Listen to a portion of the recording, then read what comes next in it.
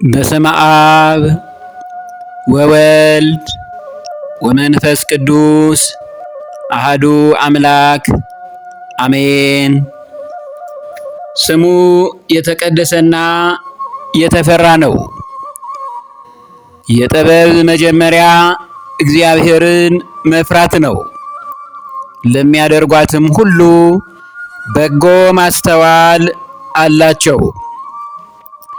እግዚአብሔርን የምትወዱ እግዚአብሔር የሚወዳችሁ የልዑል እግዚአብሔር ቤተሰቦች የእመቤታችን ቅድስት ድንግል ማርያም የቃል ኪዳን ልጆች የቅዱሳን መላእክት ባለሟሎች አይንተ እግዚአብሔር ካህናት ሊቃውንተ ቤተ ክርስቲያን አበው መምህራን ለአገልግሎት የምትፋጠኑ ዲያቆናት ሰንበት ተማሪዎች በአገር ቤትም በውጭ ሀገራትም ያላችሁ ምእመናት ምእመናን ክርስቲያኖች ሁሉ እንደምን አደራችሁ?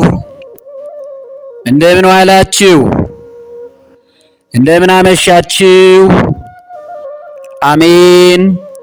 የኃያሉ አምላካችን ቅዱስ አማኑኤል ጌታችን መድኃኒታችን ኢየሱስ ክርስቶስ ስሙ ለዘላለሙ የተመሰገነ ይሁን።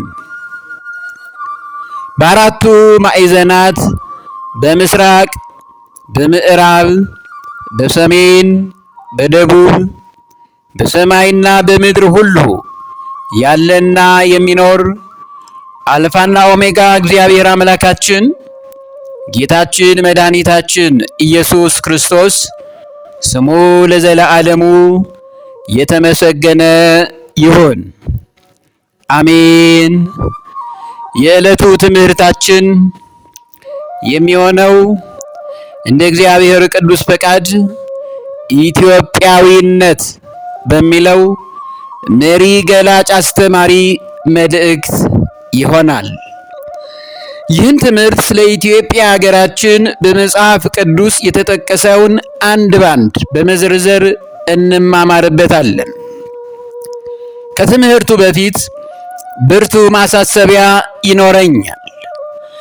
ኢትዮጵያዊነት በመጽሐፍ ቅዱስ ሲገለጥ የኢትዮጵያ ሀገራችንን ክብሯን፣ ታላቅነቷን በስፋት ገልጦ የሚያሳየን እውነተኛዋን ትምህርት ቀዳሚ በማድረግ እንመለከተዋለን።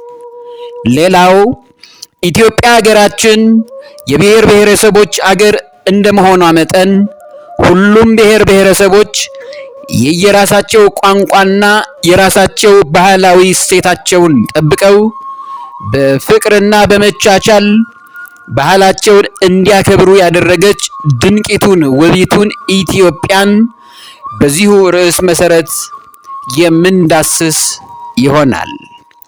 ከዚሁ ጋር ኢትዮጵያውያን ጥቂት የማይባሉ የ666 ሐሳዌ መሲህን በመከተል የኢሉሚናንቲ የክህደት መንገድ እንደሚከተሉና እንደሚሄዱ በትንቢት የተነገረውን ቃል በቃል እንመለከተዋለን። እንደገናም ኢትዮጵያ ሀገራችን የብዙ ገዳማትና አድባራት ብሎም የሊቃውንትና የቅዱሳን መኖሪያ ሀገር እንደሆነች በስፋት በዚህ ትምህርት እስከ ቁጥሩ መጨረሻ ድረስ ይገለጣል። ዋናው ነገር ቁጥር 1፣ ቁጥር 2፣ ቁጥር 3 እያለ የሚቀጥለውን ትምህርት አንድ ባንድ ሳታቋርጡ የምታዩት ይሆናል ማለት ነው።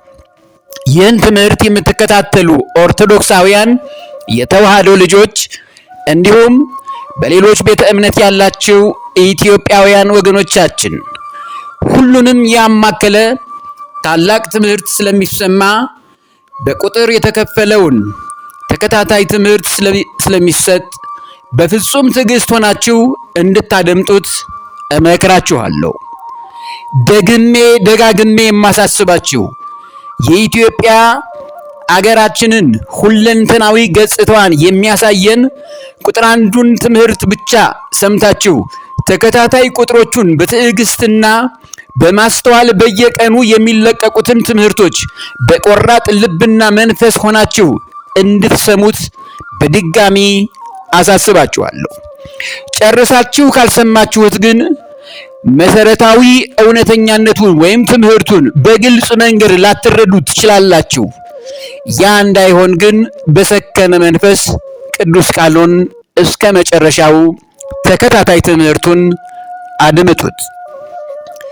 የመጀመሪያው የአዳም እና የሔዋን ቋንቋ ዕብራይስጥ ሳይሆን የግዕዝ ቋንቋ መሆኑን ስንቶቻችሁ ታውቃላችሁ? እናውቃለን። ይህንንም እውነት ባለ አራት አይና በኢትዮጵያ ኦርቶዶክስ ተዋሕዶ ሊቃውንት የተረጋገጠ ገሃድ የወጣ ምስክር ነው። የዚህች ከንቱ ዓለም ጠበብቶችም በግዕዝ ቋንቋ ላይ ጥልቅ ያለ ምስጢርን በመረዳት ይሄንን ምርምር በማድረግ የግዕዝ ቋንቋና ኢትዮጵያዊነት ታሪካዊ አመጣጡን ተመራምረው ስለደረሱበት አስደናቂም አስገራሚም ስለሆነባቸው ግዕዝ ቋንቋ በጀርመን አገር፣ በቻይና አገር፣ በሩሲያ ወይም በሞስኮ አገር፣ በአሜሪካ ሀገራት፣ በተለያዩ አውሮፓ ሀገራት በዩኒቨርሲቲ ደረጃ እየተሰጠ ጥናትም ላይ እንደሆኑ ኢትዮጵያውያን ስንቶቻችሁ ይህን እውነት ታውቃላችሁ? ይሄ ነው። ኦሪት ዘፍጥረት ምዕራፍ 3 ቁጥር 10 ላይ እግዚአብሔር አምላክም አዳምን ጠርቶ አዳም አዳም ወዴት ነህ አለው። እግዚአብሔር እንዲህ ብሎ ያነጋገረበት ቋንቋ በግዕዝ ቋንቋ ነው። ይህም ግዕዝ ቋንቋ የቅድስት ቤተ ክርስቲያናችን ጌጧና ምስጢራዊ የቅዱሳን መላእክት ማመስገኛ ቋንቋቸው በመሆኑ ለቅድስት ቤተ ክርስቲያናችን ውበቷ መሆኑን አዲሱ ትውልድ ተረድተውት ይሆንን? ካላወቃችሁ ከሌሎች ወገኖች በፊት እናንተ የቅርብ ቤተሰቦቿ ጌጣችሁን፣ ክብራችሁን አውቃችሁ ለመጪው ትውልድ በትውፊት በቅብብሎሽ የማድረስ ትልቅ ኃላፊነት እንዳለባችሁ አትዘንጉ። እኔን ጨምሮ ሁላችንም ኃላፊነት አለብን። ይሄ ነው። ሌላው በመጽሐፍ ቅዱስ ከኦሪት ዘፍጥረት ምዕራፍ 9 ከቁጥር 8 እስከ 16 የምናየው እግዚአብሔርም ለኖኅና ለልጆቹ እንዲህም ብሎ ተናገረ። እኔም እነሆ ቃል ኪዳኔን ከእናንተና በኋላ ከሚመጣው ከዘራችሁ ጋር አቆማለሁ አለ። ከእናንተ ጋር ላሉትም ሕያው ነፍስ ላላቸው ሁሉ ከእናንተ ጋር ከመርከብ ለወጡት ለወፎች፣ ለእንስሳትም፣ ለምድር አራዊትም ሁሉ ለማንኛውም ለምድር አራዊትም ሁሉ ይሆናል። ቃል ኪዳኔንም ለእናንተ አቆማለሁ። ሥጋ ያለውም ሁሉ ዳግመኛ በጥፋት ውሃ አይጠፋም። ምድርንም ለማጥፋት ዳግመኛ የጥፋት ውሃ አይሆንም። እግዚአብሔርም አለ በእኔና በእናንተ መካከል ከእናንተም ጋር ባለው በሕያው ነፍስ ሁሉ መካከል ለዘለዓለም የማደርገው የቃል ኪዳን ምልክት ይህ ነው አለ። ይህ የቃል ኪዳን ምልክት ቀስቴን በደመና አድርጌአለሁ ነው ያለው። ይህች ቀስተ ደመና በውስጡ ብዙ ህብረ ቀለማት ያላቸውን ብትይዝም ጎልቶ የሚታዩት ግን አረንጓዴ፣ ቢጫ፣ ቀይ ሰንደቅ ዓላማ የሚመስል ያላት ቀስቴን በደመና አደርጋለሁ አለ። ኢትዮጵያዊነትና ቀስቴን በደመና አደርጋለሁ ምስጢሩ የቃል ኪዳኑ ምልክት በእኔና በምድር መካከል ይሆናል።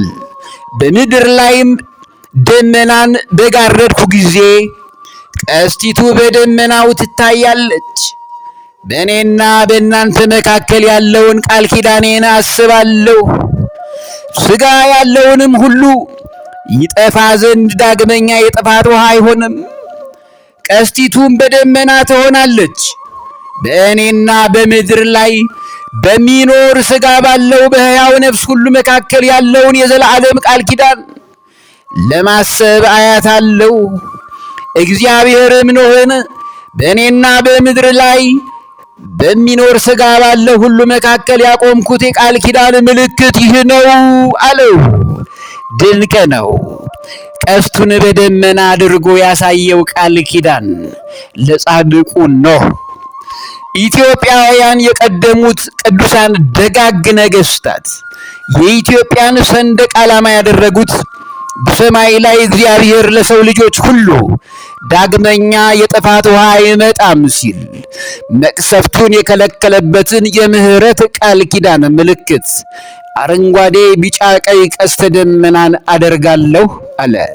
ይህንን ነበር ኢትዮጵያውያን ቀስቱ በሰማይ ላይ የሆነችውን አረንጓዴ፣ ቢጫ፣ ቀይ ሰንደቅ ዓላማዋን ዛሬም አገራችን የምትኮራበት የምትጠራበት ታላቋ መቀነታችን የኢትዮጵያውያን የብሔር ብሔረሰቦች መተሳሰሪያችን የአንድነት መንፈሳችን መለያ አርማችን ሰንደቅ ዓላማችን ናት። እርሷም አረንጓዴ፣ ቢጫ፣ ቀይ ሰንደቅ ዓላማ እግዚአብሔር ቀስቱን በሰማይ የዘረጋባት ምልክት አባቶቻችን ጣሊያንን ድል ሲያደርጉ ይህን ያዩ አፍሪካ መንግስታት በአረንጓዴ፣ ቢጫ፣ ቀይ ሰንደቅ ዓላማ ብዙ አፍሪካውያን ኢትዮጵያን ተከትለው አድርገዋል። መሰረቱ ግን ከጻድቁ ኖህ ጀምሮ ያለ መሆኑን ኢትዮጵያውያን ልታውቁ ይገባል። ዋናው ነገር ይህ የቃል ኪዳንን ምስጢር ያሳየው እስራኤላዊውን ጻድቁ ኖህ ቢሆንም ኢትዮጵያ ግን መንፈሳዊነትን ቀድማ የተረዳች እግዚአብሔርን በመፍራት የምትኖር ሀገረ እግዚአብሔር ስለሆነች ለጻድቁ ኖህ የገባውን የቃል ኪዳኑን ምልክት ለሀገራችን ለኢትዮጵያ ሰንደቅ አድርጋ ከፍ አድርጋ እንታውለበልባት ቀድመው የሚያዩ አባቶቻችን ደጋግ መሪና ነገስታቶች ይህንን እውነት ተክለውልን አልፈዋል። ስለዚህ ትውልድ ሁሉ አረንጓዴ፣ ቢጫ፣ ቀይ ሰንደቅ ዓላማን ከፍ አድርገ ማውለብለብን አትፈርበት፣ አትፍራም። ይህንን አሁን ያሉትም ወደፊት የሚነሱትም ነገስታት ያስቀጥሉታል ብዬ ተስፋ አደርጋለሁ፣ አመናለሁም። ከዚህ ውጭ የሆነ እንደሆነ ግን ከእግዚአብሔር ጋር መጣላት እንዳይሆን እፈራለሁ።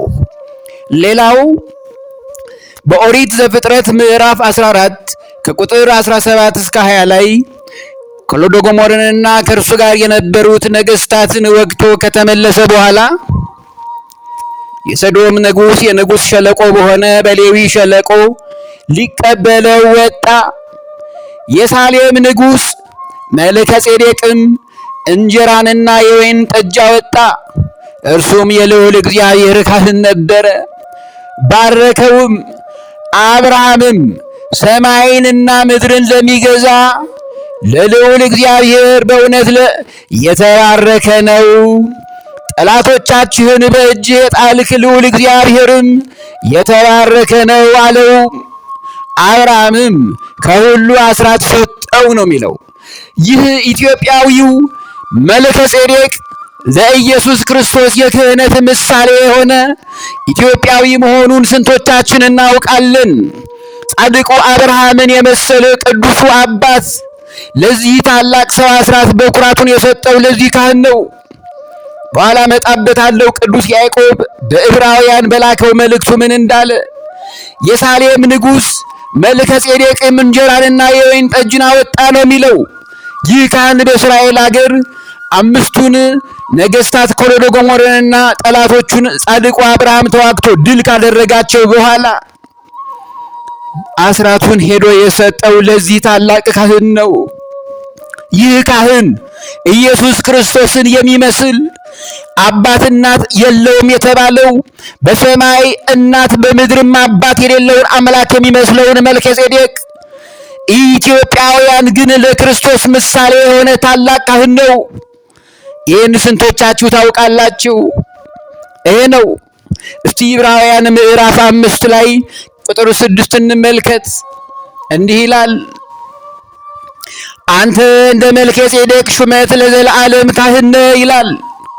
እርሱም በሥጋ ወራት ሊያድነው ወደሚችል ከብርቱ ጩኸትና ከእንባ ጋር ጸሎትንና ምልጃን አቀረበ። እግዚአብሔርንም ለመፍራት ስለ መፍራቱም ተሰማለት። ምንም ልጅ ቢሆን ከተቀበለው መከራ መታዘዝን ተማረ ነው የሚለው የመጽሐፍ ቅዱስ ትምህርት። ከተፈጸመም በኋላ በእግዚአብሔር እንደ መልከ ጼዴቅ ሹመት ሊቀ ካህናት ተብሎ ስለተጠራ ለሚታዘዙለት ሁሉ የዘላለም መዳን ምክንያት ሆነላቸው ነው ያለው። ይህ መልከ ጼዴቅ ኢትዮጵያዊ ነው። ነቢየ እግዚአብሔር ቅዱስ ዳዊት በመዝሙር ቅኔው መዝሙረ ዳዊት ምዕራፍ 109 በቅንፍ 110 ቁጥር 4 ላይ እንዲህ የሚል ትንቢት ተናግሮ ነበር። እንደ መልከ ጼዴቅ ሥርዓት አንተ ለዘላለም ካህን ነህ ብሎ እግዚአብሔር ማለ አይጸጸትም ነው ያለው። የክርስቶስ ክህነት እንደ መልከ ጼዴቅ ሥርዓት። ይህ መልከ ጼዴቅ ኢትዮጵያዊ ነው። ነቢየ እግዚአብሔር በትንቢቱ ግን ይህን ታላቅ ሰው ስሙን እንዲህ ብሎ ጠቀሰው። አሁን ግልጽ አድርጎ የሚነግረን ቅዱስ ጳውሎስ ነው። እንዲህ ይላል ዕብራውያን ምዕራፍ 7 ቁጥር 1 እስከ 3 ላይ የሳሌም ንጉሥና የልዑል እግዚአብሔር ካህን የሆነ መልከ ጼዴቅ አብርሃም ነገሥታትን ገድሎ ሲመለስ ከእርሱ ጋር ተገናኝቶ ባረከው ነው የሚለው። ጻድቁ አብርሃምን የባረከ ኢትዮጵያዊ መልከ ጼዴቅ፣ በእርሱም ደግሞ አብርሃም ከሁሉ አስራትን አካፈለው፣ ከ110 ለእግዚአብሔር ይገባልና። የስሙም ትርጉም በመጀመሪያ የጽድቅ ንጉሥ ነው፣ ኋላም ደግሞ የሳሌም ንጉሥ ማለት የሰላም ንጉሥ ነው። ኢትዮጵያውያን ሰላማውያን ናቸው። ኢትዮጵያውያን የሰላም ነገሥታት ናቸው። ኢትዮጵያውያን የጽድቅ ንጉሥ ናቸው። ይህንን መጪው ትውልድና አዲሱ ትውልድ አሁን ያሉትም ወደፊትም ያሉትም ነገሥታት፣ መኳንንት፣ መሳፍንቱና መላው ኢትዮጵያውያን ሊያውቁ ይገባል። አባትና እናት የትውልድም ቁጥር የለውም አለ ቅዱስ ጳውሎስ። ለምን አለ? አባትና እናቱ ኢትዮጵያዊ መሆኑን ቢጠቅስ ዕብራውያን አይቀበሉትም ነበር። እንዲቀበሉት አባትና እናት የትውልድም ቁጥር የሉትም አለ። ዘሩ ከኢትዮጵያ ስለሆነ ለዘመኑም ጥንት በሕይወቱም ፍጻሜ የለውም ነው ያለው። እግዚአብሔር ክርስቶስ በሰማይ እናት የለውም። እግዚአብሔር ክርስቶስ በምድር አባት የለውም። ክርስቶስን ይመስላልና ለዘመኑም ጥንት በሕይወቱም ፍጻሜ የለውም። ስለዚህ ዳሩ ግን በእግዚአብሔር እጅ ተመስሎ ለዘላለም ካህን ሆኖ ይኖራል። ኢየሱስ ክርስቶስ የመልከ ጼዴቅ ሥርዓትን ይዞ መጣ። ክርስቶስን መስሎ ግን ለክርስቶስ ምሳሌ የሆነ ታላቅ ቅዱስ አባት ኢትዮጵያዊው መልከ ጼዴቅ ነው። እዚህ ታላቅ ቅዱስ አባት በረከት በእኛም ላይ ይደርብን።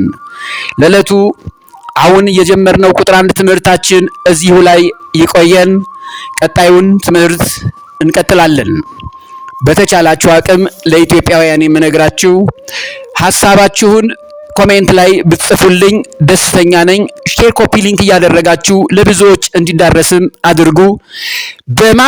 በማበረታታት ረገድም ደግሞ ሰብስክራይብ አድርጋችሁ አሳልፉት። የእናንተ እኛን ማጎልበትና ማበረታት የበለጠ ስራውን በአግባቡ እንድንሰራ ያደርገናልና ነው። በርቱልኝ። እኔ እንደዚህ 10 ጊዜ ሼር ኮፒ ሊንክ አድርጉ ማለት አልወድም። በማስተዋል ግን እናንተ ስራችሁን ስሩ። ትልቁ ምስጢር ግን ትውልዱ እንዲበረታ ኢትዮጵያዊነት መንፈሱን ከማወቅም በላይ በእግዚአብሔር ፍቅር ውስጥ ሕዝባችን እንዲኖርና በምድርም በደስታ በኋላም በሰማይ ርስቱን ለመውረስ እንድንችል ሊያደርገን የሚችለውን ተጋድሏዊ ትምህርት እየሰጠን ስለሆነ ማበረታቻ ይሆን ዘንድ አጎልብቱን ነው። እግዚአብሔር ከሁላችሁም ጋር ይኑር፣ ከኛም ጋር ይኑር። አሜን። ለዕለቱ ትምህርቱ እዚሁ ላይ ይቆየን።